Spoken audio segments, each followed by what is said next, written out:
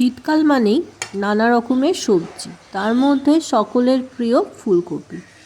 আজকে নতুন এক রেসিপি ট্রাই করছি, শেয়ার করছি আপনাদের সাথে। ফুলকপি, আলু, বড়ি দিয়ে ট্যাংরা মাছের ঝোল, দারুণ টেস্টি হয়।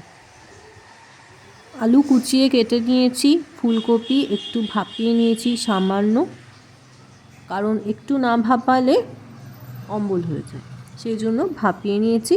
আর ট্যাংরা মাছ ভালো করে ধুয়ে পরিষ্কার করে নুন হলুদ দিয়ে ভেজে নিয়েছি। এবারে দেখাচ্ছি কিভাবে চটজলদি রান্না করে খেলাম।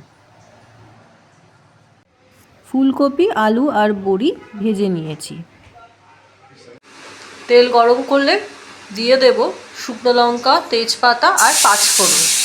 সবজিগুলো ভেজে রেখেছি, আলু, ফুলকপি ভাজা, বড়িটা ভাজা। হালকা নাড়বো, নেড়ে বাকি সবজিগুলো দিয়ে দেবো এর মধ্যে। টমেটোটা কেটে দেব, এরপরে দেব নুন, হলুদ দিয়ে হালকা নাড়বো।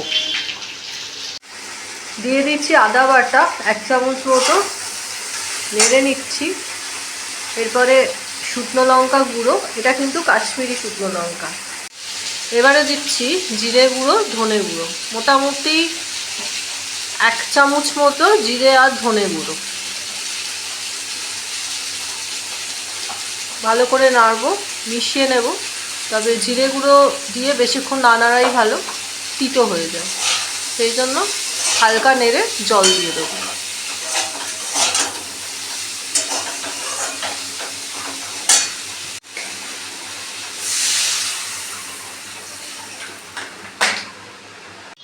এবারে দিয়ে দিচ্ছি বড়িগুলো, যেগুলো ভেজে রেখেছিলাম। মাছ ভাজাগুলো দিয়ে দেবো। আর কিছুক্ষণের অপেক্ষা, রেডি হয়ে যাবে ট্যাংরা মাছের ঝোল।